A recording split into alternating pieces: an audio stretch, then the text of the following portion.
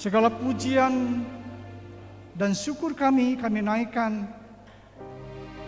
hanya bagi nama Tuhan. Karena Tuhanlah Allah kami yang hidup, Allah yang mengasihi kami, Allah yang kami kenal, kami sembah dalam nama Tuhan Yesus. Allahnya Abraham, Ishak dan Yakub. Allah yang telah membuat perjanjian berkat yang kekal. Dan berkat itu turun kepada kami, karena kami pun adalah keturunan Abraham yang berhak menerima janji-janji berkat Tuhan lewat Tuhan Yesus Kristus yang telah mati di atas kayu salib, yang telah bangkit dan memberikan kemenangan kepada kami, jaminan keselamatan, hidup yang kekal, bahkan anugerah kebaikan kemurahan Tuhan tercurah setiap saat, setiap waktu di dalam kehidupan kami. Sampai pagi hari ini kami boleh ada sebagaimana ada. Kami menyadari bukan hebat, gagah kuat kami, tapi semata-mata kasih karunia dan anugerah dari Tuhan yang menopang seluruh kehidupan kami, umat-Mu yang Kau kasihi. Kami bersyukur selama 6 hari kami bekerja, kami berusaha melakukan semua kegiatan kami, pekerjaan kami, pelayanan kami, dan hari ini hari yang spesial, hari yang dikhususkan untuk umat Tuhan datang beribadah kepada Tuhan, memberikan hidup kami, persembahan doa kami kepada-Mu ya Tuhan. Terima kasih, kami bersyukur. Karena itulah dengan iman kami berkata bahwa sesungguhnya pertolongan kita datangnya dari Tuhan. Dialah yang menjadikan langit, bumi serta segala isinya. Allah yang setia, dan kesetiaan Tuhan tidak pernah berkesudahan, dulu, sekarang, sampai selama-lamanya. Turunlah kiranya kasih karunia dan damai sejahtera dari Allah Bapa dan dari Tuhan kita Yesus Kristus menyertai saudara-saudara sekalian dalam ibadah pada pagi hari ini. Yang siap diberkati Tuhan kita bersama-sama. Amin. Beri kemuliaan yang paling meriah bagi Tuhan. Sungguh Kau Allah yang baik bagi kami ya Tuhan, dan kami mau memuji muliakan nama-Mu Yesus.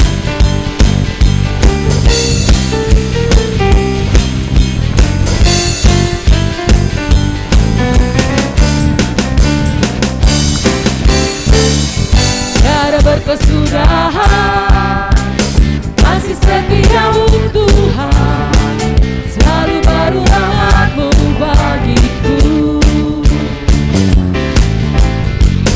Hari berganti hari, tetap kulihat kasih-Mu, tak pernah berakhir di hidupku. Tuhan Yesus baik, sungguh amat baik, untuk selama-lamanya. Tuhan Yesus baik, katakan Tuhan Yesus baik, Tuhan Yesus baik, sungguh amat baik, untuk selama-lamanya. Tuhan Yesus baik.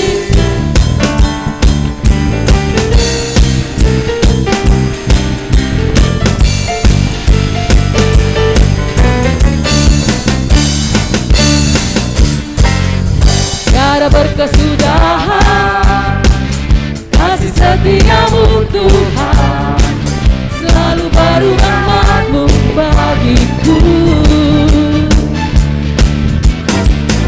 Hari berganti hari, tetap kulihat kasih-Mu, tetap kulihat kasih-Mu, tak pernah berakhir di hidupku. Tuhan Yesus baik, sungguh amat baik, untuk selama-lamanya. Tuhan Yesus baik, katakan Tuhan Yesus baik, Tuhan Yesus baik, sungguh amat baik, untuk selama-lamanya. Tuhan Yesus baik. Amin. Haleluya. Berikanlah bantuan kita, katakan, Tuhan Kaulah kekuatan dan mazmurku. Aku percaya Tuhan bahwa Kaulah yang hidup, Kaulah yang dahsyat, Kaulah yang luar biasa.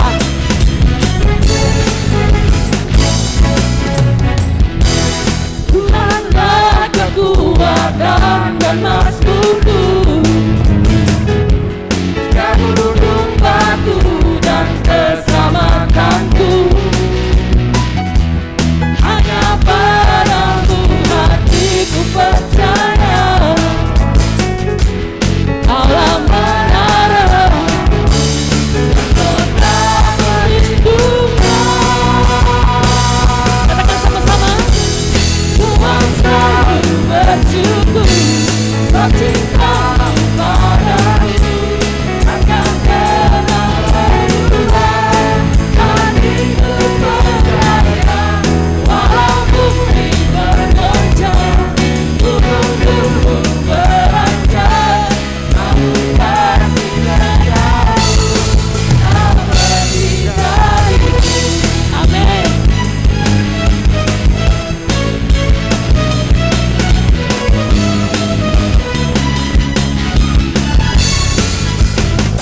katakan sama-sama.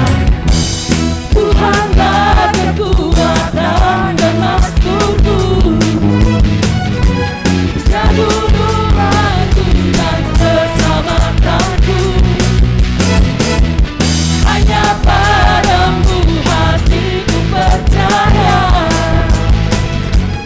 Kaulah menara yang kota perlindungan.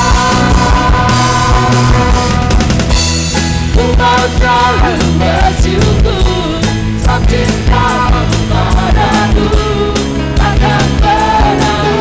Katakan sama-sama. Hatiku percaya, Allahmu bergoncang, tubuhku beranjak, namun kasih setiamu tak pergi. Katakan dengan iman.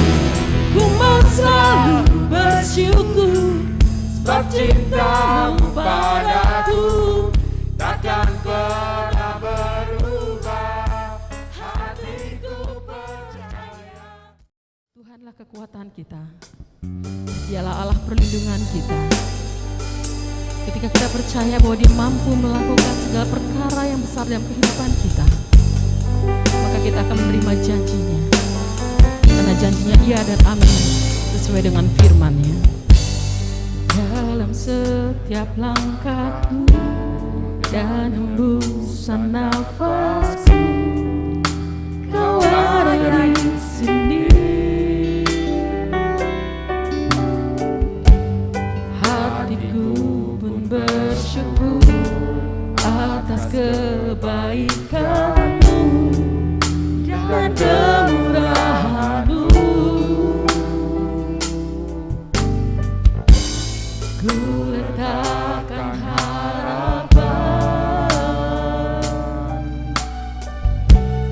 hanya dalam nama-Mu. Yesus, Kau besar, kuasa-Mu ajaib, janji-Mu setia untuk selamanya. Yesus, Kau besar, kasih-Mu nyata, Kau ditinggikan untuk selamanya. Selamanya.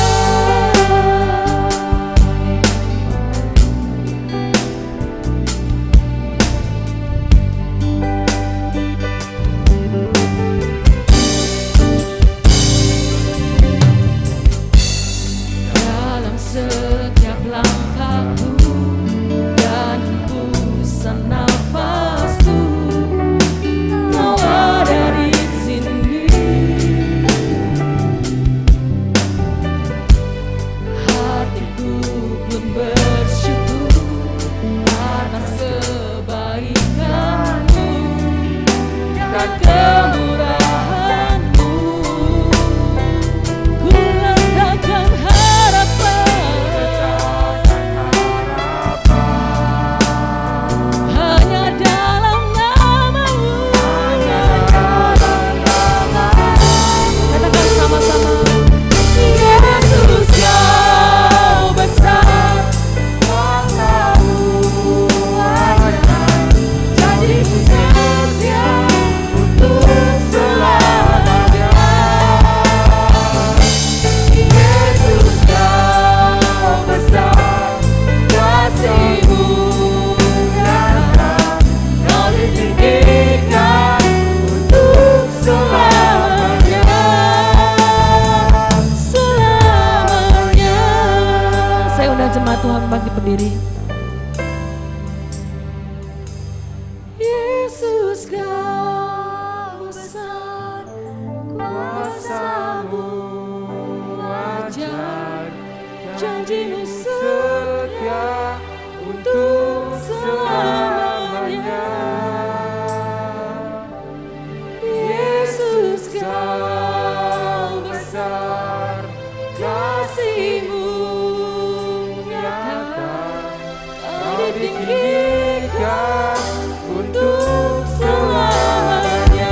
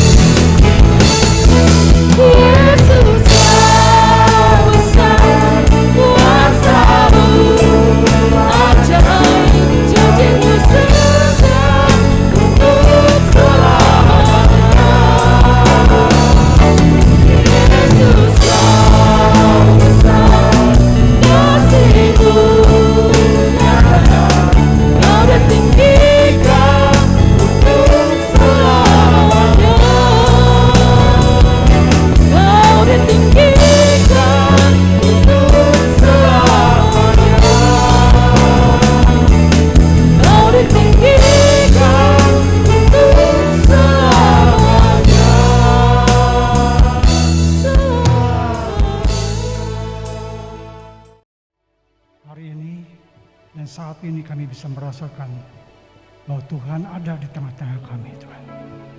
Menjamah hati kami, menjamah hidup kami. Syukur hanya bagi nama Tuhan.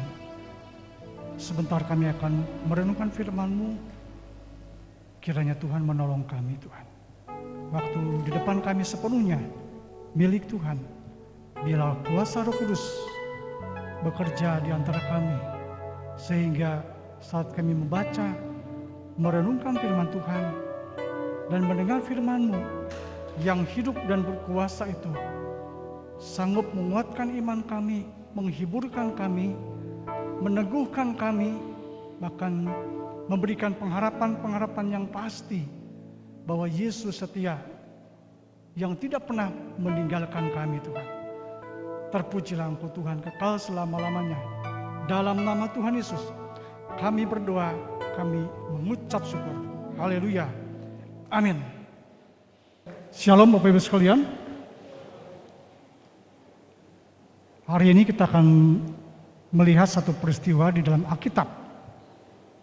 Bagaimana Tuhan pencipta segala sesuatunya mencari, menghampiri manusia yang berdosa karena Dia ingin menyelamatkan dan memulihkan kehidupan manusia. Saya mengajak sekalian untuk membaca firman Tuhan yang terambil di dalam Injil Yohanes pasal 4 ayat 13 sampai 19 ya. Saya sudah siapkan di PowerPoint. Injil Yohanes pasal 4 ayat 13 sampai 19 ya.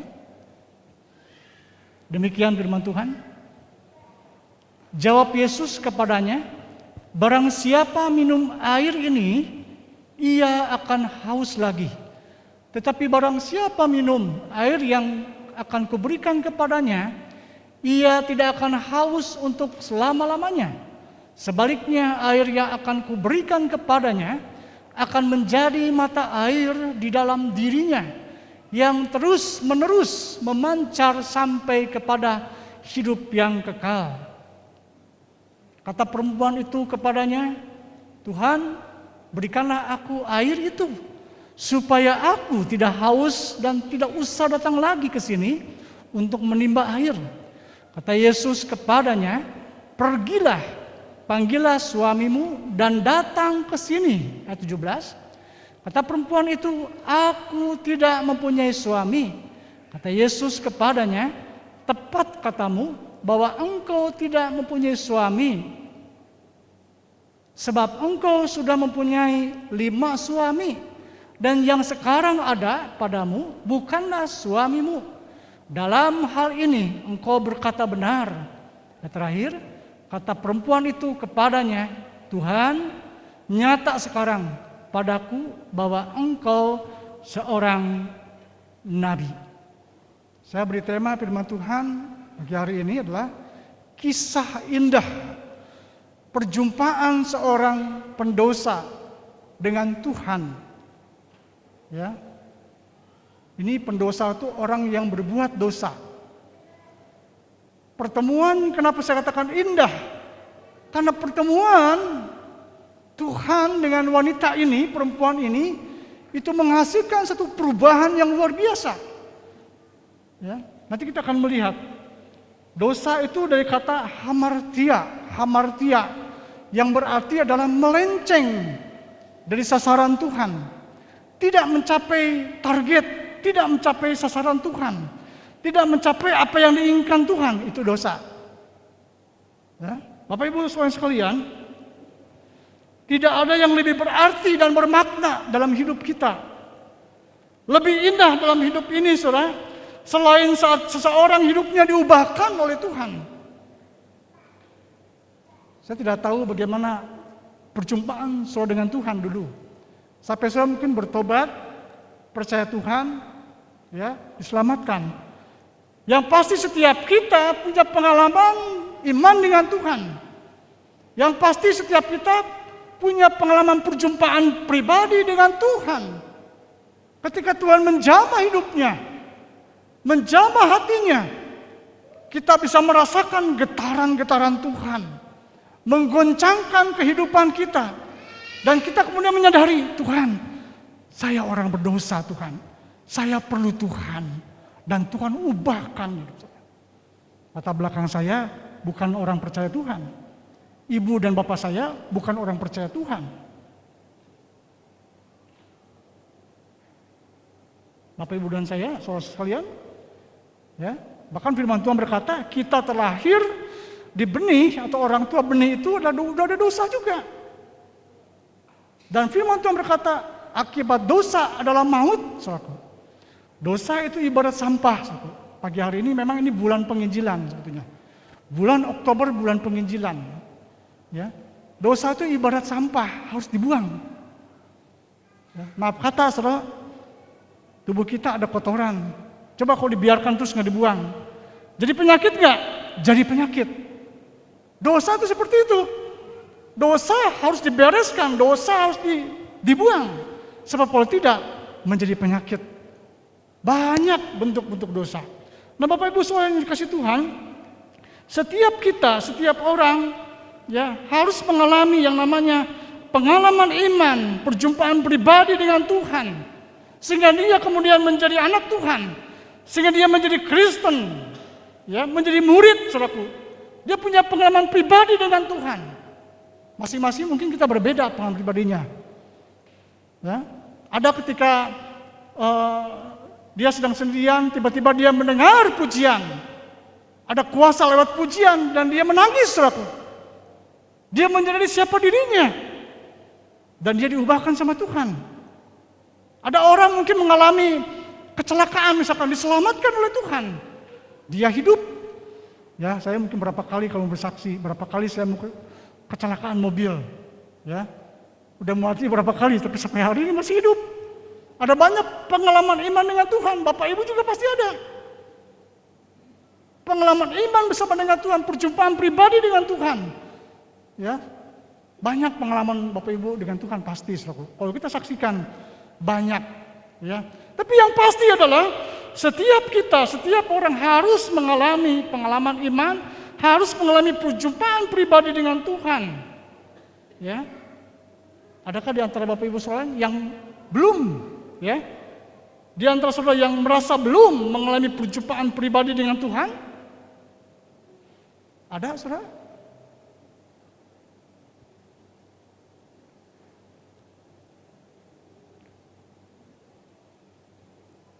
Seorang berkata begini, saudara. Jika Anda telah merasa sebagai orang Kristen dan pengikut Yesus, namun tampaknya tidak ada perubahan dalam hati dan jiwa Anda. Sama aja maksudnya. Dulu belum percaya Yesus, belum jadi Kristen, begitu. Sekarang udah jadi Kristen, udah ikut Tuhan, begitu juga. Kira-kira gitu ya.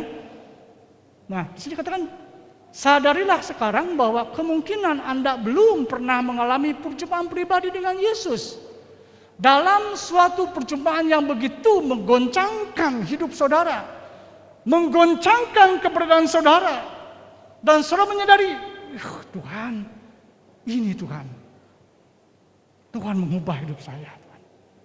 Tapi kalau sudah belum merasa, sudah jadi Kristen, ikut Tuhan, tapi belum ada perubahan hati, perubahan jiwa, pikiran, masih seperti yang lama misalkan. Mari kita sadari, apakah saya sudah mengalami perjumpaan pribadi dengan Tuhan?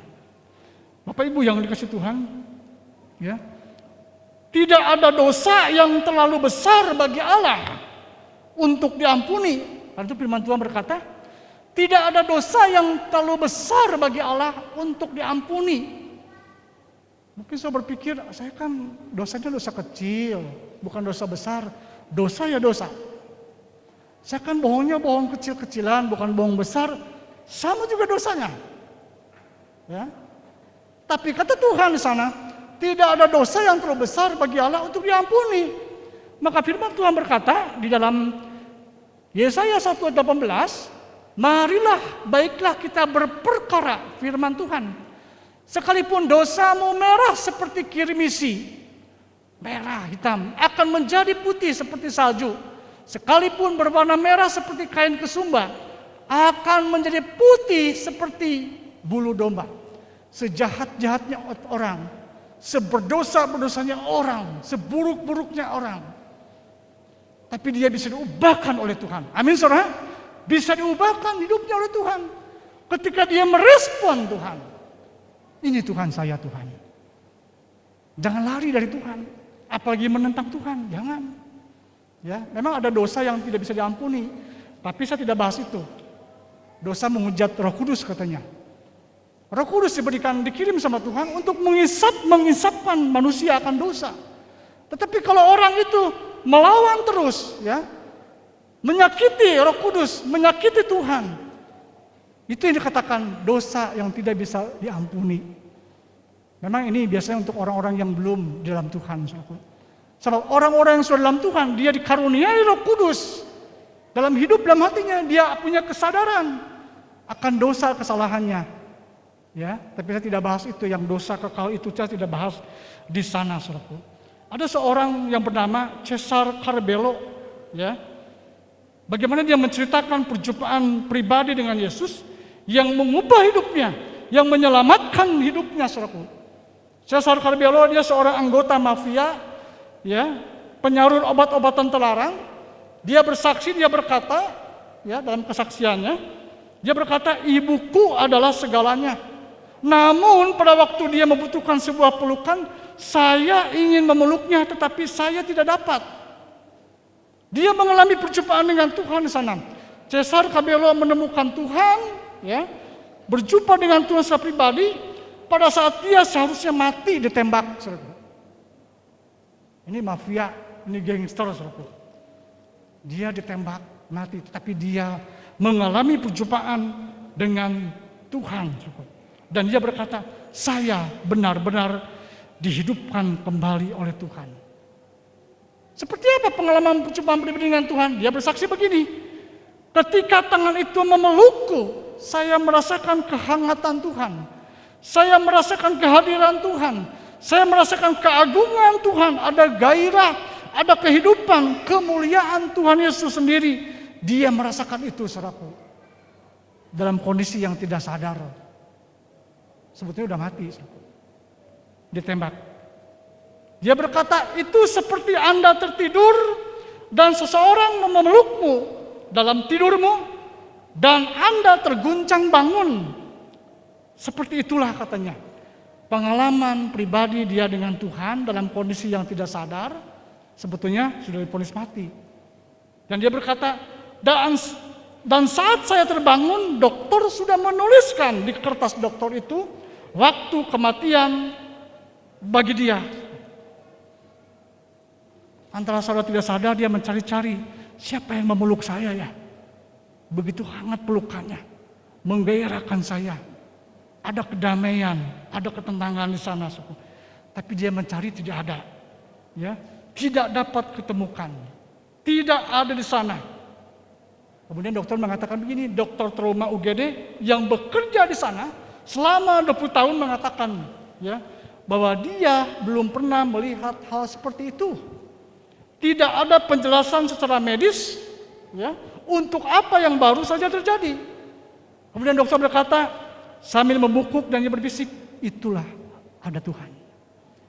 Itu adalah Tuhan yang telah menjamah kamu, yang telah mengubahkan kamu, bahkan membangkitkan kamu yang seharusnya sudah mati. Bapak Ibu yang dikasihi Tuhan, kita kembali ke konteks ayat firman Tuhan. Siapakah perempuan Samaria? Ya, ini perjumpaan Yesus dengan seorang perempuan Samaria, ya, di pinggir sumur, tepat tengah hari di saat panas teriknya. Saya membayangkan kita membaca kisah ini, wanita ini datang ke sumur dengan membawa masalah dalam hidupnya. Dia bingung dengan hidupnya, dia tidak punya tujuan dengan hidupnya. Mungkin dia keherangan Allah, dia merasa kecewa, dia merasa tertolak, dia merasa terpinggirkan. Pokoknya susah, saudaraku. Luar biasa. Bagaimana cara Tuhan menolong ini, saudaraku? Samaria adalah itu campuran sebenarnya. Akarnya sama, bangsa Samaria. Dari keturunan Abraham. Tapi kemudian mereka kawin campur dengan penduduk-penduduk yang dikirim Tuhan di pembuangan. Kawin campur melahirkan kemudian agama-agamanya campur. Sehingga bagi orang Yahudi sangat direndahkan orang Samaria ini, saudara. Karena mereka percaya menyembah dewa-dewa. Sehingga kemudian orang Yahudi menganggap ini kelas rendahan, saudara. Tidak layak ini, saudara. Begitulah kira-kiranya wanita ini, saudara. Ya. Bapak Ibu sekalian yang Tuhan, jelas yang pertama adalah dia dari bangsa Samaria yang terpinggirkan. Kita bisa menangkap dulu ya. Kemudian yang kedua, dia menyandang status sebagai orang Samaria pada waktu itu adalah tidak terpandang, tersisihkan, terpinggirkan, saudaraku. Tetapi Yesus justru datang mencari dia, saudaraku. Orang Israel, orang Yahudi tidak mau melewati daerah Samaria. Lebih baik dia ambil jalan lebih jauh, saudaraku. Ini dendam turun-temurun. Permusuhan turun-temurun antara bangsa Samaria dengan Israel, saudara. Tapi Yesus ingin mematahkan itu, saudaraku. Yang dendam turun-temurun itu. Ketika orang lain tidak mau memasuki daerah Samaria, Yesus justru sengaja masuk ke daerah situ, saudaraku. Yesus punya tujuan, saudaraku. Yesus tahu, saudaraku.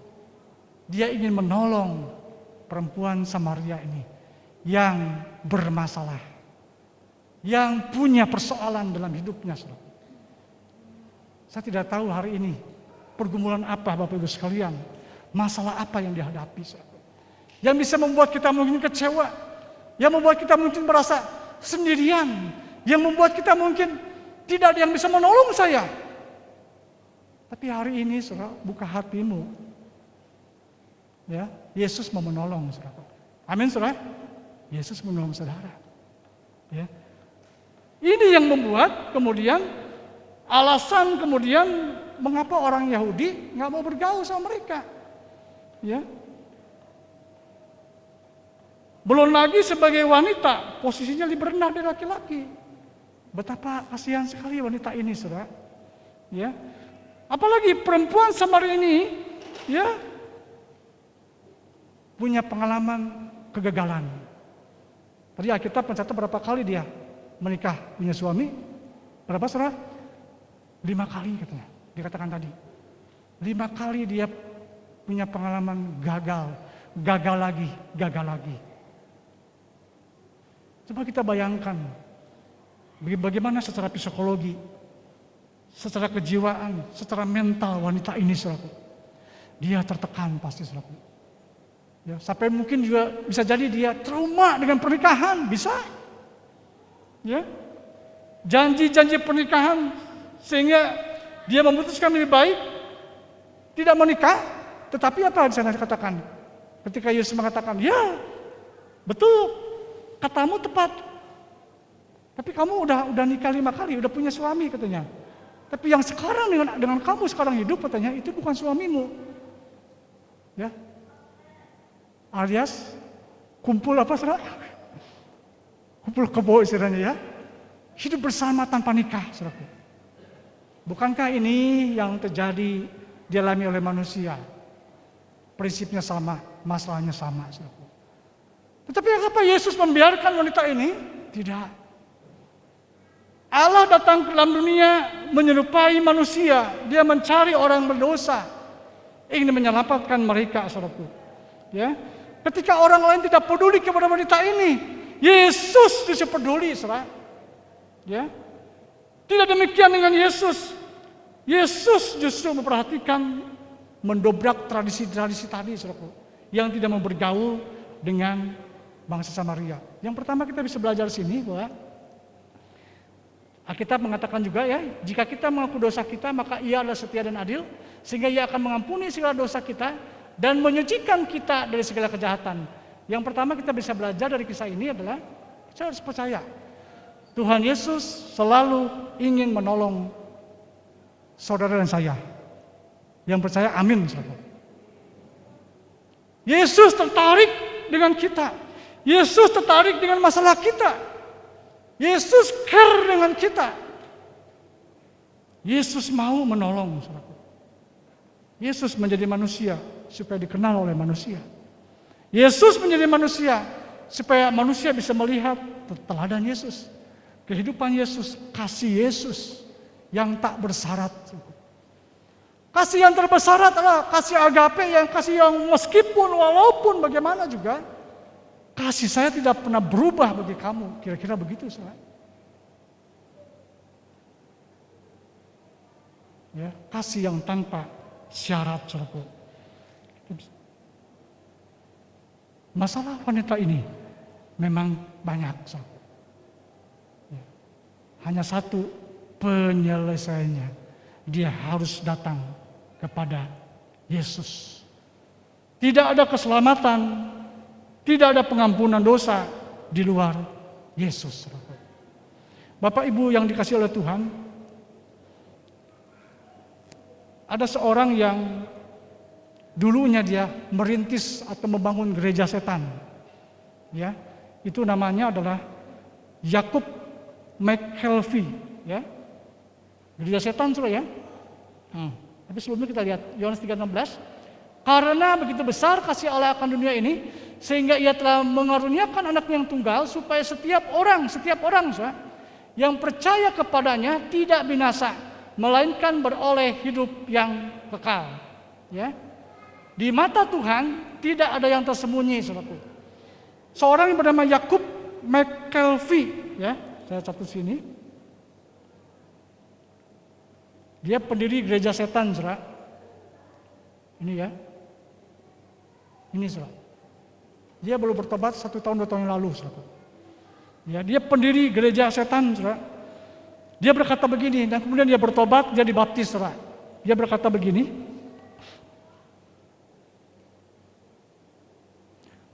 Tidak peduli seberapa jauh Anda dari Tuhan, menurut pikiran Anda, selalu ada jalan pulang. Ini di kata-kata ini disampaikan oleh Yakub McKelvey ini. Dia seorang pendiri gereja setan, saudara. Ya. Di Texas, ya, di Amerika, ya. Dia mengucapkan kata-kata ini setelah dia dan istrinya melepaskan ikatan mereka dengan setan dan menjadi murid Yesus. Dia dilahirkan kembali. Dia bersaksi begini, dia berkata begini, saudara. Ketika dia mengalami perjumpaan pribadi dengan Tuhan, saudara.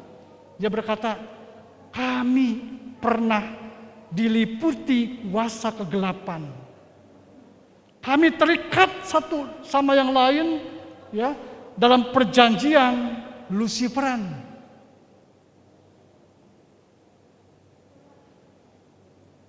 Dia kemudian bertobat, datang kepada pendeta, dan hidupnya diubahkan oleh Tuhan. Dia bersaksi, kami terperosok jatuh terperosok dalam bayang-bayang pengaruh permusuhan, tidak mengenal cinta kasih satu dengan yang lainnya. Dosa kebencian, dosa tidak lagi kasih dan cinta. Tidak bisa merasakan itu, saudaraku. Dosa itu mengikat dia, saudaraku. Dan dia berkata, hari ini saya memutuskan, hari ini saya mau mengecam, mengakhiri, dan memutuskan perjanjian setan dengan darah Yesus. Oh, banyak, saudaraku. Bagaimana Tuhan mengubah orang-orang. Dia punya ilmu tinggi, ya, tapi tidak mampu berhadapan dengan Tuhan, saudaraku. Dia terikat dengan roh-roh duniawi. Banyak orang diubahkan. Ya, hidupnya, saudaraku, termasuk ini, saudaraku, si pendiri gereja setan ini, saudaraku. Dia terlibat dengan satanisme, ya. Setelah saudara perempuannya mati, ini penyebabnya. Kenapa dia menjadi pengikut setan? Saudara perempuannya katanya meninggal dan mati. Dia merasa kecewa, ya, meninggal digigit ular.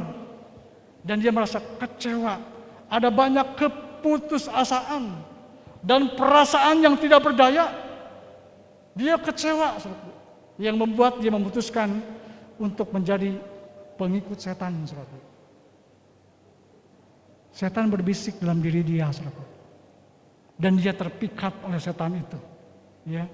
Dia terpikat oleh keyakinan setan bahwa kamu adalah dewa untuk diri kamu sendiri. Kamu Tuhan untuk diri kamu sendiri. Saya ingat peristiwa di Taman Eden ketika Tuhan menjumpai Adam dan Hawa, memberi perintah, ya, jangan kamu makan buah ini. Ya, jikalau kamu makan buah ini, kamu akan mati. Tapi kata iblis apa? Sekali-kali nggak apa-apalah katanya. Nanti kamu akan tahu, kamu akan seperti Tuhan. Bisa membedakan, oh ini jahat, ini baik katanya. Kan gitu kan? Dan kita itu semua bagaimana kemudian mereka jatuh dalam dosa. Sama. Bisikannya sama. Kamu bisa jadi Tuhan untuk diri kamu sendiri. Ya, kamu bisa jadi dewa untuk diri kamu sendiri, saudara. Nah, Bapak Ibu yang dikasihi Tuhan, perubahan perjumpaan pribadi dengan Tuhan itu yang mengubah kehidupan dia. Dia merasakan ada sensasi yang mendorong, merasakan sensasi ada yang membakar jiwa, membakar dirinya, menggerakkan dirinya untuk datang ke gereja. Ini saudara. Mari kita mengenang kembali masa-masa dulu kita. Bagaimana perjumpaan pribadi dengan Tuhan. Apakah kita mau menyanyiakan? Apakah kita mau menyanyiakan kebaikan Tuhan di dalam hidup kita? Bapak Ibu yang dikasihi Tuhan, seperti wanita ini, ya, dia kehilangan berkat, tidak ada damai sejahtera, tidak ada sukacita dalam dirinya, saudara. Dengan masalah persoalan yang menumpuk yang dihadapi oleh perempuan Samaria ini, Tuhan. Status dia, masalah dia, ya, yang dideretkan tadi, saudara, membuat dia kehilangan sukacita, kehilangan damai, tidak ada berkat. Ya, kehilangan sukacita dan berkat dalam hidupnya, saudara. Yang kedua, dari kisah ini kita bisa belajar apa, saudara? Bahwa Tuhan tidak ada yang tersembunyi bagi Tuhan. Tuhan semua tahu. Di mata Tuhan semuanya terbuka. Tuhan tahu hati kita. Tuhan tahu hidup kita. Kita bisa membohongi mungkin manusia. Kita bisa membohongi mungkin ya pendeta. Tapi tidak dengan Tuhan. Tuhan tidak bisa dibohongi. Dalam percakapan dengan perempuan Samaria, apa yang terjadi? Yesus memintanya kepada perempuan ini, ayo pulang dan panggil suamimu, katanya. Ya. Tetapi wanita itu menjawab bahwa ia tidak mempunyai suami. Yesus menjawab, tepat katamu, ya, tepat katamu bahwa engkau tidak bersuami. Saud Yesus, sebab engkau sudah mempunyai 5 suami, masa lalunya yang buruk, ya, dan yang ada sekarang padamu bukan suamimu. Ya. Dulu nikahnya mungkin resmi, ya, tapi hari ini dia nggak mau. Dia katakan tadi mungkin dia hidup serumah tanpa nikah, saudara. Ya. Dalam hal ini Yesus berkata, engkau berkata benar. Tuhan bukan tidak sensitif, saudara. Tuhan bukan tidak tahu, Tuhan tahu, saudara. Tuhan bukan tidak tahu sehingga Tuhan harus mengatakan begitu, bukan itu, saudara. Tapi Tuhan ingin wanita ini menyadari siapa dirinya. Tuhan mau supaya wanita ini perlu Tuhan dalam hidupnya. Itu, saudara. Ya, dan Tuhan mau wanita ini sadar akan kebutuhannya untuk mencari pengampunan atas segala perbuatannya selama ini, saudara, yang dilakukan di masa lalunya, saudara. Tuhan ingin dia tahu bahwa Allah menyediakan pengampunan, penyucian atas dosa-dosa masa lalunya, sehingga membangkitkan kesadaran bahwa sesungguhnya inilah kebutuhan manusia, yaitu dikasihi, diampuni dosanya. Itu sebetulnya yang dibutuhkan oleh manusia, saudara. Bapak Ibu yang dikasihi oleh Tuhan, pelajaran wanita ini mengingatkan kepada kita, mengajarkan kepada kita, ya, bahwa sesungguhnya tidak ada rahasia di hadapan Allah dalam setiap kehidupan manusia. Mau lari kemana? Mau lari kemana? Tidak bisa. Tuhan ada di sana. Makanya pemazmur berkata, terakhir ya, dikatakan di sana, kemana aku dapat pergi menjauhi rohmu? Kemana aku dapat lari dari hadapanmu? Jika aku mendaki ke langit, engkau di sana. Jika aku menaruh tempat tidurku di dunia orang mati, di situ pun engkau. Jika aku terbang dengan sayap fajar dan membuat kediaman di ujung laut, juga di sana tanganmu akan menuntun aku, dan tangan kananmu memegang aku. Jika aku berkata, biarlah kegelapan saja melingkupi aku, dan terang sekelilingku menjadi malam, maka kegelapan pun tidak menggelapkan bagimu, dan malam menjadi terang seperti siang, kegelapan sama seperti terang. Saya tutup dengan firman Tuhan yang satu syair, ya. Ada satu syair yang bagus yang menggambarkan bagaimana syair ini menggambarkan mau lari kemana tidak bisa, ya. Syair ini ditulis oleh seorang penyair yang bernama Victor Hugo, ya. Ini bagus sekali. Syair ini melukiskan hati nurani seorang bernama Kain ketika Kain membunuh adiknya sendiri. Saya tahu kisah ini ya. Ketika Kain membunuh Habel, apa yang terjadi? Dia melarikan diri, ya. Dia sembunyi. Kain melarikan diri dari lokasi pembunuhan atas adiknya itu.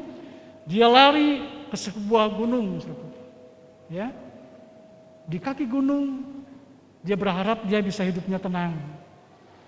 Dia berkata saat bermaksud membaringkan kepala untuk tidur, ia melihat ada sepasang mata yang besar, ya, yang adalah mata Tuhan yang sedang menatap dia.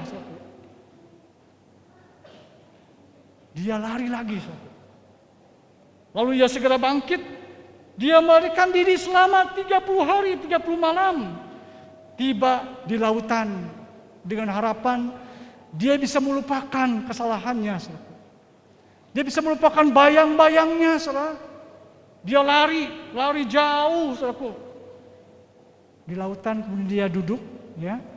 Dia duduk dan memandang langit yang sedang bersedih langitnya. Dan di situ tampaklah juga sepasang mata yang sama ada di sana. Tuhan ada di sana lagi. Mata Tuhan melihat lagi, saudara. Mulai di kemana? Ya. Nah, singkat cerita, Kain kemudian meminta anak-anaknya untuk membuat kemah di dalamnya. Kemah, tenda, ya. Supaya dia dapat menyembunyikan dirinya. Namun saat kemudian dia masuk kemah itu, sepasang mata Allah juga ada di sana. Melihat juga di sana. Apakah sudah selesai sampai sini? Dia menyuruh teman-temannya, menyuruh teman-temannya membuat baginya sebuah gua yang terakhir. Gua dibuat dengan sangat tebal, ya, dari batu dengan tembok yang setebal gunung batu. Dengan harapan Allah tidak tembus ke sana, saudara. Dengan harapan Allah tidak bisa melihat dia di sana sembunyi, saudara. Tapi yang terjadi, saudara, di batu itu dia tulis malah, saudara. Tertulis, jangan kiranya Allah memasuki gua ini, saudara. Janganlah Tuhan masuk ke gua ini. Saya mau sembunyi ini. Bagaimana, saudara? Ya, dengan melakukan itu dia berharap Allah jangan mengganggu dia, jangan mengusik dia. Tapi ternyata juga saat dia masuk, ya, dia coba duduk, dia tenang sana santai, sepasang mata menampakkan diri, ya, di hadapan matanya sendiri. Nggak bisa kemana-mana. Bapak Ibu yang dikasihi Tuhan, kita bersyukur Bapak Ibu dan saya sudah di dalam Tuhan. Mari kita menatap masa depan yang penuh pengharapan bersama dengan Tuhan. Jangan lihat ke belakang, saudaraku. Aku melupakan apa yang di belakangku dan aku mengarahkan diri ke depan. Kepada apa? Kepada panggilan surgawi, panggilan Tuhan bagi setiap kehidupan saudara dan saya. Sehingga apa? Hidup ini menjadi berarti, hidup ini menjadi bermakna bagi kita. Kita bisa menikmati hidup berjalan dan berkat-berkat di dalam Tuhan bersama dengan kita. Amin.